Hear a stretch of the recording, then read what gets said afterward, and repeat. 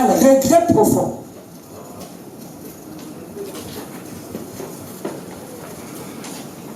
Regret profond.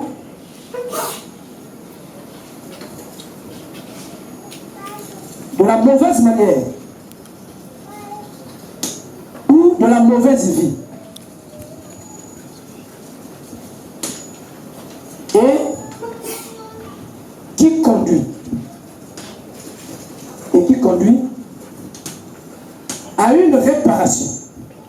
C'est ce que nous avons montré depuis le mercredi. C'est ça le repentir. Et le repentir ici, là,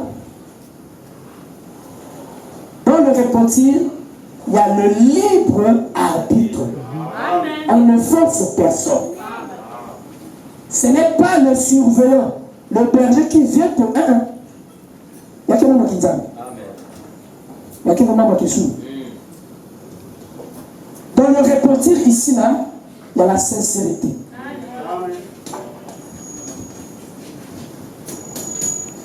Et il y a le libre arbitre. Arbitre. Si vous voyez qu'on commence à forcer la repentance, ça, ce n'est plus la repentance. Ça, c'est une religion. C'est une religion. Le repentir est un regret profond de ma mauvaise manière de faire, de ma mauvaise manière de vivre. Alors, qu'est-ce qui m'amène à regretter profondément? C'est Dieu, c'est la parole de Dieu, qui est une lumière, qui vient m'éclairer, et quand cette lumière frappe ma vie, qui est dans les ténèbres, alors ça touche mon intérieur, sans pour autant que le pasteur ou le prédicateur me dise quelque chose. Moi je reconnais, par la présence de Dieu, au travers de la parole, que j'ai mal fait, que je me suis mal comporté, que j'ai mal agi. Alors je commence à regretter amèrement. Je commence à regretter profondément. Et vous allez voir que la vraie repentance, le vrai repentir, peuvent aussi se manifester peut avoir des manifestations physiques. C'est-à-dire que tu peux voir quelqu'un perdre appétit, tu peux voir quelqu'un en train de verser des larmes, tu peux voir quelqu'un s'enfermer quelque part. Pourquoi? Parce que son être intérieur est touché.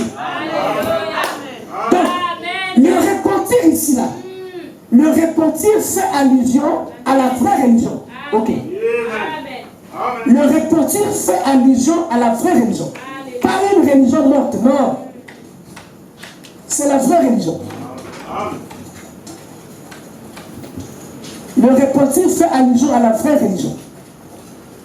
La vraie religion, c'est la religion qui est conduite par Jésus-Christ. Et la vraie religion, c'est une religion esprit. C'est une religion qui n'est pas basée d'abord sur la matière, sur le naturel, ou encore sur tout ce qui nous entoure. Non. Dans le repentir étant la vraie religion, l'homme est seul. Tu es seul devant Dieu et devant la parole. Amen. Et tu sais toi-même, Dieu t'a révélé, Dieu t'a fait connaître que toi tu dois avoir une saine relation avec lui. Amen. Et suite à cette saine relation que tu dois avoir avec lui, alors l'homme reconnaît que j'ai mal fait. Je me suis mal comporté. J'ai mal vécu. Alors il regrette. Et quand il regrette, lui-même prend sa décision. Là, le pasteur n'est pas là. La personne regrette. La personne commence à pleurer. La personne commence à se lamenter. Et c'est cette attitude-là que les gens ont eue. Quand Pierre et les autres se sont levés pour prêcher, alors, ayant des cœurs vivement touchés, alors ils ont dit à Pierre, qu'est-ce que nous allons faire? Pierre a dit, répondez-vous. Pierre n'a pas dit, venez vous enregistrer dans notre église. C'est pas ce que Pierre a dit. Pierre n'a pas dit que notre église c'est la meilleure église. Amen. Si tu rentres seulement ici, frère, ici là c'est vrai, tout est Jésus qui là. Dès que tu viens, si tu es membre de notre église, tu es sauvé. Pierre n'a pas dit ça. Pierre a dit, répondez-vous. Et que chacun de vous soit baptisé. le pardon de vos péchés et vous recevrez le don du Saint-Esprit. Donc ici, là, c'est une affaire d'abord entre l'homme et Dieu. Tout en sachant que Dieu vient de se révéler à toi au travers d'un vase. Qui est le prédicateur, qui est le pasteur. Maintenant, ce qui s'ensuit, il faut que ça soit d'abord entre toi et Dieu. Ce qui rend difficile la chose, c'est que les gens ne regardent pas d'abord. Les gens n'ont pas la révélation de l'intimité ou de la relation qu'il doit d'abord lui-même avoir avec Dieu. Amen.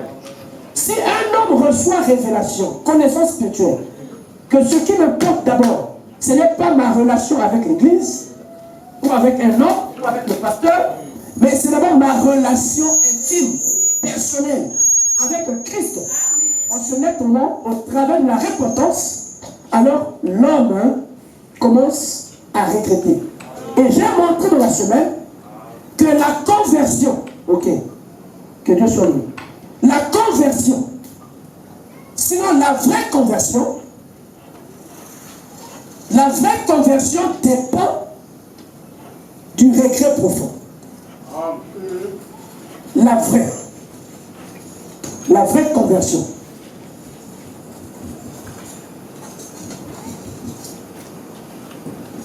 dépend du regret profond.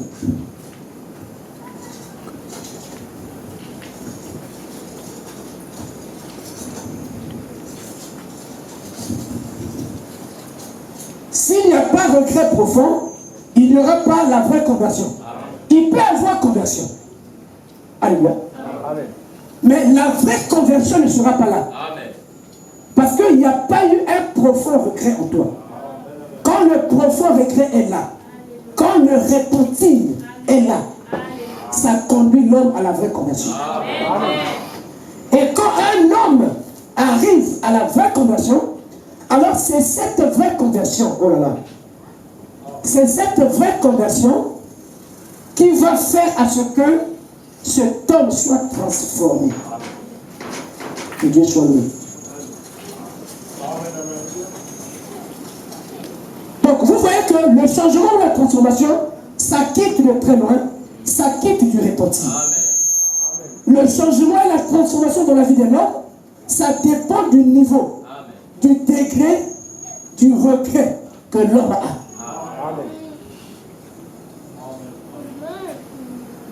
Non, mes frères, tu sais, maintenant tu as cru, il faut que tu changes, avant de faire, avant de vivre et tout. Il faut que tu sois changé, transformé.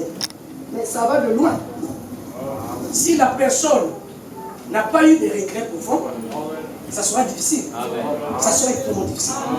S'il n'y a pas eu une vraie culpabilité, il faut qu'il y ait une vraie culpabilité. Il faut que la personne, telle que tu vois et tu reconnais que je ne suis rien. Mais comment un être aussi grand que nous appelons l'Éternel, alors comment il peut se former un corps de chair, se faire un corps de chair, aller mourir pour moi et me sauver? Alléluia. Et qu'il revienne aujourd'hui pour m'appeler. Et quand l'homme est profondément dans ces regrets-là, dans cette condamnation, voilà. Quand la condamnation est profonde, alors l'homme se lance, l'homme s'engage de la voie, de la vraie conversion. Et nous commençons maintenant à voir, on commence maintenant à observer des changements. Amen. On commence à observer des changements. Il y a quelque chose. La parole de Dieu est la chose la plus puissante qui soit.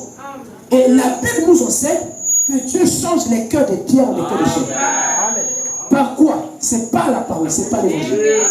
C'est l'évangile qui change cœur de pierre au cœur de chair. Donc la parole de Dieu, elle est puissante. Amen. Donc quand il y a ce regret profond, la parole de Dieu fera son travail. Amen. Quand un homme accepte et qu'il marche dans cette vraie sincérité avec Dieu, alors la transformation s'en suivra. L'homme va comprendre qu'il ne s'agit pas de plaire à quelqu'un, non. Il s'agit d'abord de me réconcilier moi-même avec le Seigneur. Est-ce que vous êtes là-bas? Que Dieu soit loué. Donc le repentir, le regret profond, c'est le nœud de la vraie conversion. Et nous avons dit dans la semaine que c'est le repentir. Vous allez voir que quand il y a le vrai repentir, le vrai regret, ça conduit à une réparation. Amen. La réparation ici, quand la personne est touchée, moi je ne veux pas forcer quelqu'un à aller réparer. Amen. Alléluia. J'ai pris quelque chose de quelqu'un qui ne m'appartenait pas. Alléluia. Je suis resté avec parce que je ne savais pas. Je marchais dans les ténèbres. Mais quand la lumière me frappe, alors la lumière me fait voir que ce que j'ai là ne m'appartient pas.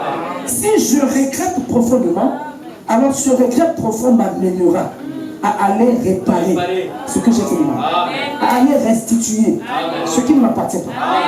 Pourquoi il n'y a pas de vraie réparation? C'est parce qu'il n'y a pas de vraie repentance. Parce qu'il n'y a pas de gens qui ont des cœurs vivement touchés. Et nous avons vu que dans le véritable repentir, il y a l'humilité. C'est-à-dire que dans le repentir, dans la vraie repentance, l'orgueil personnel n'existe pas. Je n'ai plus d'orgueil personnel parce que je comprends que Jésus-Christ est plus que moi. Amen. La parole de Dieu est plus que moi. Amen. Alors j'accepte que la parole de Dieu me taille. Que Dieu me donne la forme que lui il veut. Amen. Alors ce que moi je veux importe maintenant peu. Amen. Et c'est ça qui conduit l'homme à l'humilité. Donc on n'a plus d'orgueil personnel. Vous dites que moi je suis un tel, j'ai telle personnalité, j'ai telle image. Alors comment je fais? Moi je suis l'homme le plus spirituel de l'église, la sœur la plus spirituelle. Si je dis ça, on va trouver que je suis charmé. Amen. Si tu connais Dieu, tu comprendras que ce n'est pas ce que tu penses qui compte. Mais c'est ce que Dieu pense pour toi. Amen. Je dis frère Manon ici. Le repentir, c'est le mieux de toutes choses. Je prends le péché impardonnable. Reçu le péché impardonnable. Prêché le 24 octobre 1964. Le paragraphe 226. Le Saint-Esprit ici. Il dit, venez simplement avec un cœur pur. En croyant que Jésus-Christ est le Sauveur. Amen. Que vous l'avez accepté. Que vous croyez que Dieu tiendra sa parole et que vous cherchez à recevoir le baptême du Saint-Esprit. Et il vous l'accordera. Dites, Seigneur, je vais, pour l'expression, déverse cela en moi. De n'importe quelle manière. C'est de cette manière que je recevrai le Saint-Esprit. Parce qu'en fait, je continue la lecture, on se répond pourquoi? Parce que quand Dieu nous a parlé, Dieu nous a montré quelque chose de grand. Dieu nous a fait des promesses. Et la promesse la plus grande, c'est que nous devenons à l'image de Dieu. C'est ça la promesse la plus grande. Donc je me réponds pourquoi? Parce que moi je dois être à l'image de Dieu.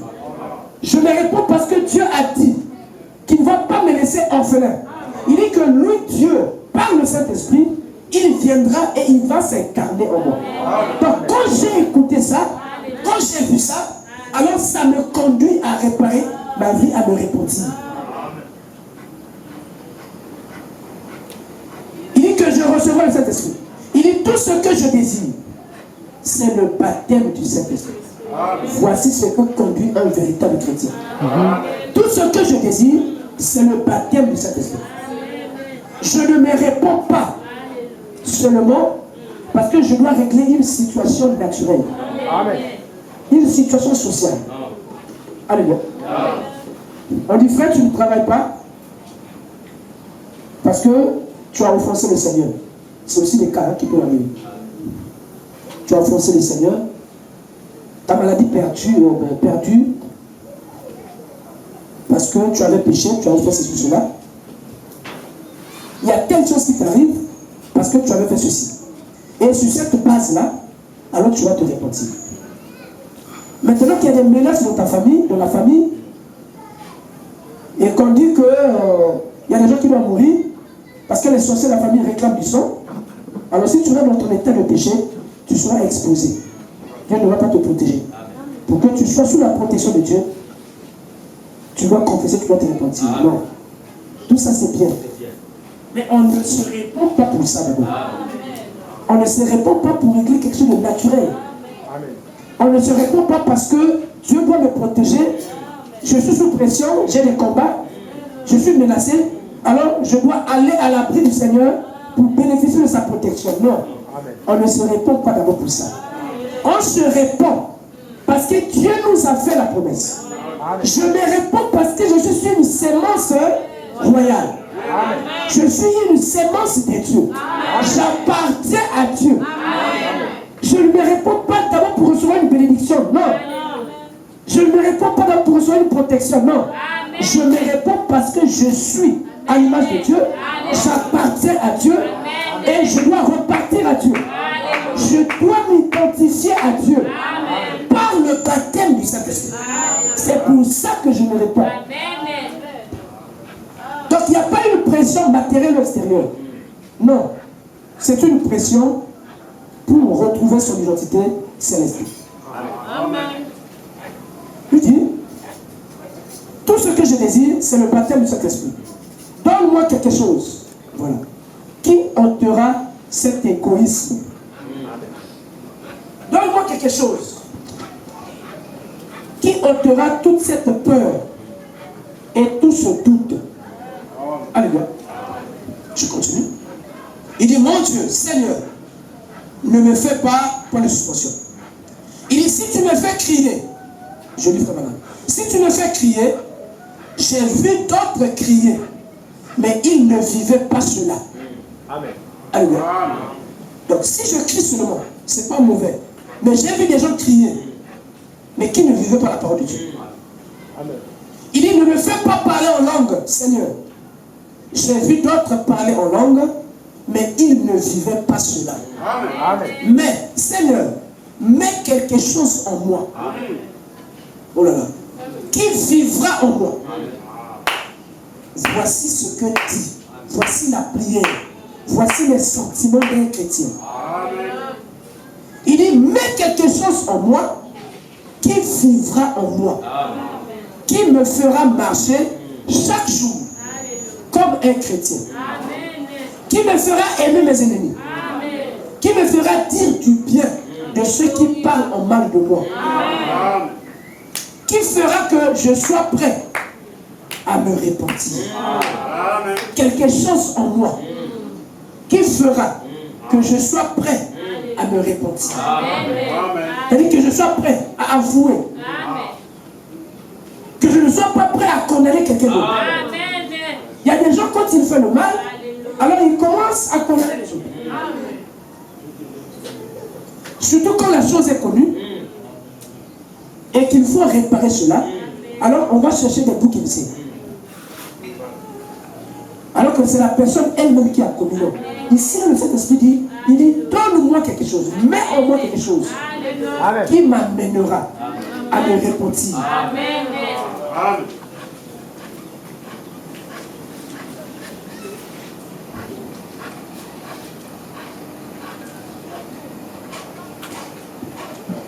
Qui fera que je sois prêt à me repentir? Il dit, de tout mal que j'ai fait. Je reprends cette partie. Il dit, Seigneur, mets quelque chose en moi. Qui vivra en moi? Cette chose qui vit en moi.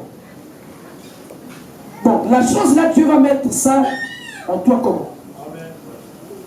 C'est quand tu es en train d'écouter la parole de Dieu et que tu crois cette parole. Alléluia. Cette chose-là, dont dit Frère Branham ici, alors va s'incarner en toi. Amen, amen. Si tu crois, si tu ne doutes pas, alors cette chose, par le Saint-Esprit, vient au-delà de toi. Qui vivra en moi, qui me fera marcher chaque jour comme un chrétien. Amen. Qui me fera aimer mes ennemis. Amen. Qui me fera dire du bien de ceux qui parlent en mal de moi. Qui fera que je sois prêt à me repentir de tout mal que j'ai fait. Amen. À venir tout de suite confesser cela. Amen. Amen. À venir tout de suite confesser cela. Il dit, je dirai, j'ai tort, pardonne-moi, mon Dieu. bien.